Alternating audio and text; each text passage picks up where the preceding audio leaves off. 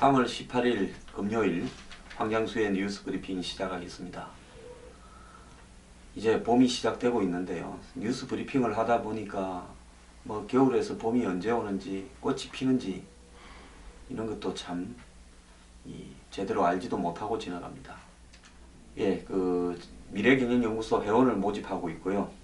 22일 그러니까 다음 주 화요일 날 7시 반에 당산동에 있는 제 사무실에서 이제 미래경영연구소 회원 모집이 23일부터 시작되는데 거기에 전야제 제 강연을 합니다.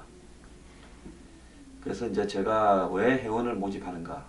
제가 작년 5월 20일께 이 뉴스 브리핑을 시작한 이래 10개월을 혼자서 버티면서 이 방송을 해왔습니다.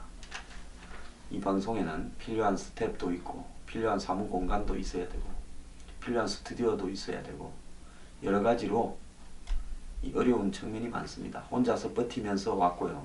저는 뉴스 브리핑을 유료화하지 않으려고 생각하고 있습니다. 근데 제가 할 수 있는 여력도 이제 바닥이 나고 있습니다. 그렇기 때문에 꼭 저를 도와서 함께 뉴스 브리핑을 만들어 가겠다. 그런 분들만 죽어도 해야 되겠다는 분들만 하시라는 겁니다. 제가 이 죽어도라는 표현을 쓰는데 여러 가지 좀 이 표현이 좋지 않다 지적하시는 분도 계신데 제가 굳이 죽어도라고 쓰는 것은 있던 일에 같이 하고 가담하고 하는 부분에서요. 정말로 자기가 저의 이 뉴스 브리핑을 같이 하고 싶다.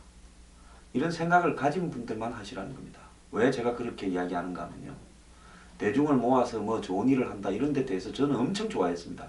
20대부터 지속적으로 그런 일들을 하려고 해왔는데요.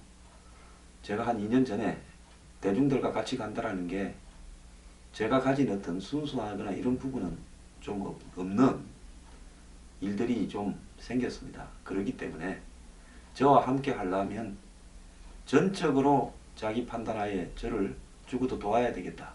제가 하는 뉴스 브리핑이 옳다. 이렇게 생각하시는 분들만 하시자는 겁니다. 그러지 않고요. 그냥 같이 해보자 해서 왔다가 나중에 복잡한 일이 생기기가 제가 싫어서 그럽니다. 제가 겪은 일일이 이야기하고 싶지 않은데요. 그래서 저하고 같이 뉴스 브리핑을 통해서 세상을 한번 바꿔보고 싶다. 이런 분들만 같이 하십시다. 제가 정치 안 하고 이런 일에 이렇게 몰두하는 거 솔직히 쉽지 않습니다. 휴일까지 방송을 해야 되고요. 제 건강과 솔직히 말하면 제가 가진 모든 자원을 소진시켜 가면서 하고 있는 겁니다. 다른 분들 유료도 하고 또 유료를 했다가 또 실패한 분들도 계시고 그러지 않습니까? 전 지금까지도 뉴스 브리핑은 누구든지 볼 수 있게 개방을 해놨고 앞으로도 그럴 입장입니다. 그렇기 때문에 그런 일들을 계속 되도록 같이 하고 싶은 분들만 회원에 가입해 주십시오. 새누리당이요.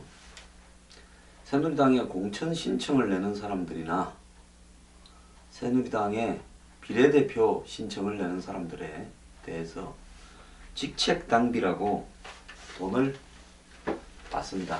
그 직책당비는 일반 책임당원은 2,000원인데요.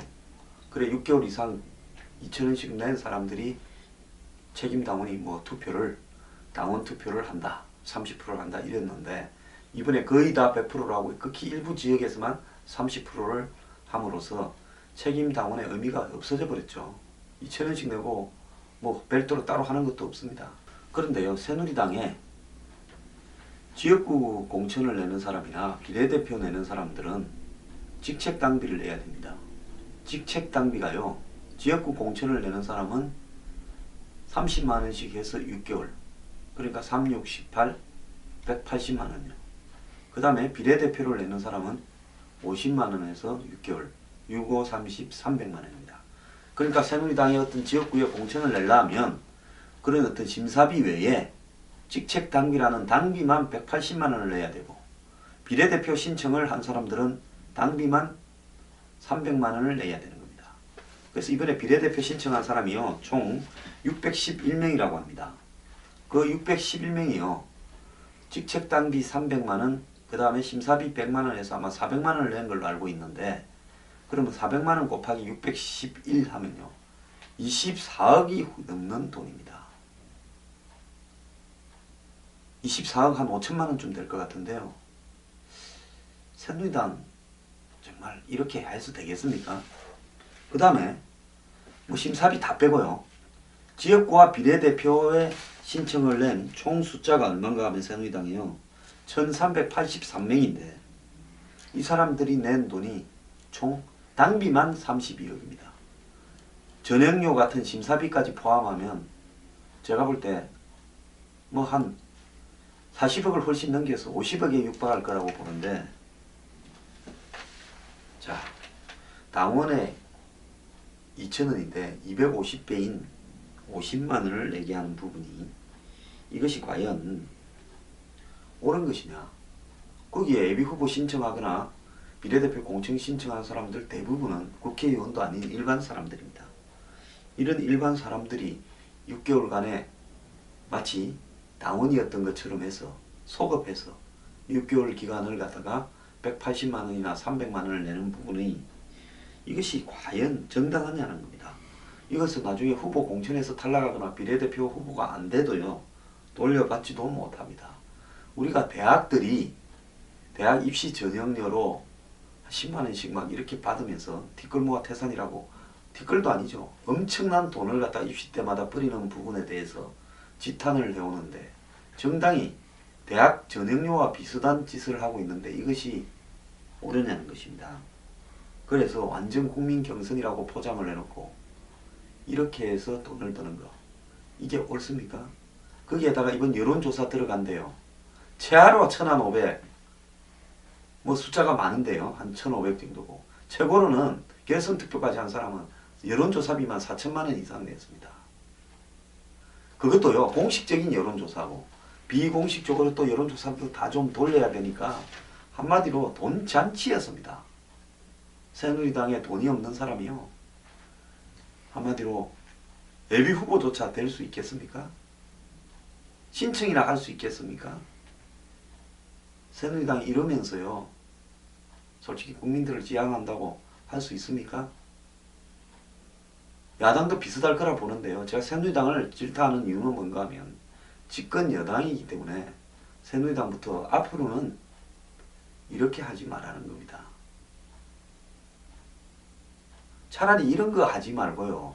신청을 낼 수 있는 자격을 엄격하게 정하는 것이 좋을 거라 봅니다. 전과자, 논문 표절한 사람, 예? 세금 갖다가 제대로 안 낸 사람, 부동산 투기한 사람, 예? 그리고 뭡니까? 더 나아가서 백력 업무를 자기나 자기 자식들이 이행 안 한 사람, 이런 부분을요 새누리당이 사전에 이 예비후보나 비례대표 공천 신청자들에게 인지시켜서 그런 경력들이 문제가 있는 사람들은 아예 공천 신청 내지도 마라, 공천 탈락 사유를 다 명시하겠다, 이렇게 해버리면 안 될 거 아닙니까? 그러면 숫자가 좁아지지요. 이 정당이 한마디로 국회의원 자리를 놓고 접수를 받으면서 돈 장사를 하는 일은 누가 보더라도 떳떳하지 못합니다. 그리고 이번에 새누리당 비례대표에요 철도청장 격인 고레일 사장, 그리고 식품의약품안전처 처장, 그러니까 장관과 차관 사이에쯤 계신 분이죠. 독립기구죠. 이 두 분이요 사표를 내고 비례대표 신청을 했던데 아직 임기가 남은 분이 사표를 내고 비례대표 신청을 하는 부분에서 공직자로서 이것이 정당한지에 대해서 새누리당 입장을 좀 밝혀야 될 것 같습니다. 이런 식으로 하면 안 되지요. 그렇지 않습니까? 공직자로 임명을 받았으면 해직이 될 때까지 최선을 다해서 해야지. 정치하러 간다고 던지고 갑니까? 뭐 임기가 다 돼가니까 한 1년 남았고 몇 개월 남았으니까 그러는 것보다 그냥 비례대표나 신청해서 또 한번 공직 생활을 땅짚고 헤엄치는 그런 생활을 한번 해보자, 이런 생각을 했는지 모르지만 이것은 매우 잘못된 일이다 지적하고 싶고, 새누리당은 이런 분들요 비례대표 공천 주면 안 됩니다. 그 대신에요 호남이나 소외받은 계층, 그리고 우리 사회를 제대로 새누리당이 대변하지 못하고 있는 직능 이런 부분에 계신 분들한테 비례대표 자리를 주기 바랍니다.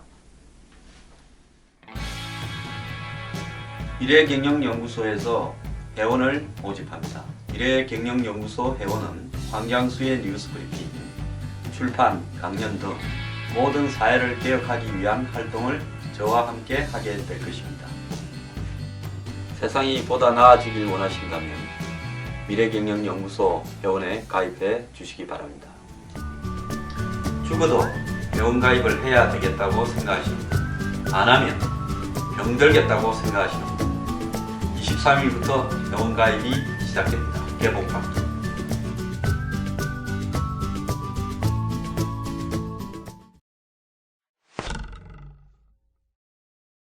더민주당도요 비례대표 놓고 시끄럽습니다. 특히 청년 비례대표를 뽑는 문제를 가지고 시끄러운데요. 더민주당은 지난번 19대 때도 이 청년들에게 정치 참여를 독려한다, 즉 젊은 사람들 표를 얻겠다라는 입장에서요, 이 청년들 중에 지원케 해서 자기들이 그 사람들을 갖다가 경선시키고 또 심사해서 지난번에 김광진 의원, 장하나 의원 두 사람을 뽑았습니다. 국민들이 김광진, 장하나 이 두 사람을 보면서요, 더민주당이 청년 비례대표를 그야말로 오늘날 이 청년 실업과 또 더 나아가서 이 3포 세대, 5포 세대, 7포 세대, M포 세대라는 청년들의 문제에 대해서 정말로 심각하다고 자신들의 눈높이에서 자각을 하면서 이런 문제를 해결하기 위한데 앞장서는 청년 비례대표를 뽑았느냐, 아니면 나이만 어리지 거의 정치꾼을 뽑아서 정치적 논쟁에 몸을 던지는 아부꾼들을 뽑았느냐, 그건 국민들이 잘 판단했을 거라고 봅니다. 그렇다면 더민주는 청년 비례대표를 뽑는데 더욱더 신중해야 됨에도 불구하고요, 자신들이 사람을 데려와서 띄워놓고 자신들이 깔아뭉갠 일이 발생했습니다. 김빈이라고요, 키가 굉장히 크고 훤칠한 그 여성, 35세 여성을요, 디자인하던 홍대 산업디자인 학교 나와가지고 이 분야에서 한 획을 그어가고 있는 젊은 여성을요, 그냥 그렇게 잘하게 두지 문재인 대표가 직접 영입했다고 해가지고 띄었지 않습니까? 그래서 이 사람은요, 열심히 더민주당 행사를 쫓아다니고 무슨 콘서트 같은 거 좋아하지 않습니까? 지방의 콘서트 이런 데도 참가하고 하면서 이제 비례대표를 받겠구나 생각을 하고 청년 비례대표를 지원했는데요. 단 5분 면접 보고는 그냥 떨어졌다고 확인해서 알았다는 거 아닙니까? 그래서 왜 떨어지고 어쨌는가도 제대로 설명하지 않았다. 그래서 구제의 여지가 있다고 탈락을 번복시키겠다 이렇게 지금 하고 있습니다. 그래서 또 이 지금 청년 비례대표 자리를 놓고요, 논란이 심해졌고, 또 공관위가 면접을 거쳐서 4명을 선발했는데 여기에 김빈은 떨어졌죠. 그 4명 중에 한 명은 김규환이라는 예비후보는 새누리당 보좌관으로 일을 했다는 겁니다. 그리고 더 나아가서 홍찬성 공관위원장의 비서로 일한 경력이 있다는 겁니다. 그리고 또 다른 4명 중에 한 명인 최유진 예비후보는 비례대표 심사를 담당하는 당직자가 자기 소개서를 첨삭해주는 등 면접 준비를 도와줬다고 합니다. 그래서요, 청년 비례대표에 지원했다가 떨어진 후보자들이 홍찬성 공관위원장 사퇴를 주장하는 사태까지 벌어졌는데요. 이렇게 논란이 커지니까 더민주당에서 청년 비례대표 선정 작업을 중단하고 제도 자체에 대한 재검토에 들어갔다는데, 이 모든 비대위원이 청년 비례대표제가 당초 지지에서 벗어났다라는데 공감했다는 겁니다. 그렇지만 당헌에 있어서 없앨 수도 없고 선발은 하되 당선 가능성이 낮은 후순위에 배치해서 사실상 폐기 수순을 밟을 거라고 합니다. 참 머리 좋네요. 한번 보세요. 전국구가요, 이번에 보면 7개가 줄였죠. 그래서 과거에는 54개인가 이랬는데 이번에는 47개인가 이렇게밖에 안 됩니다. 가덕이나 줄어든 전국구를 젊은 청년 비례대표 자리에 주기는 싫다. 기왕이면 뭐 우리끼리 나눠 먹자. 이런 입장에서 청년 비례대표 뽑는 과정에서 문제가 발생하니까 이제는 아예 없애버리겠다. 사실상 없애는 거죠. 당선 가능성이 없는데 배치하면 뭔 그 의미가 있습니까? 그래서 논란만 발생하면 제도 탓이냐라는 당 내부의 문제 지적도 나옵니다. 그래서 이런 어떤 더민주당의 한마디로 얄팍한 속성들이 이번에 드러난 거 아닙니까? 아니 청년 비례대표 하나 공정하게 관리 못해서요. 거기서 그 사단을 놨습니까? 제가 해도요. 공정하게 해서 제일 나타난 사람 뽑게 해줄 자신이 있습니다. 차라리 미래경영연구소에 위임을 하세요. 돈 안 받게 해드릴게. 뭔 짓을 하는 겁니까?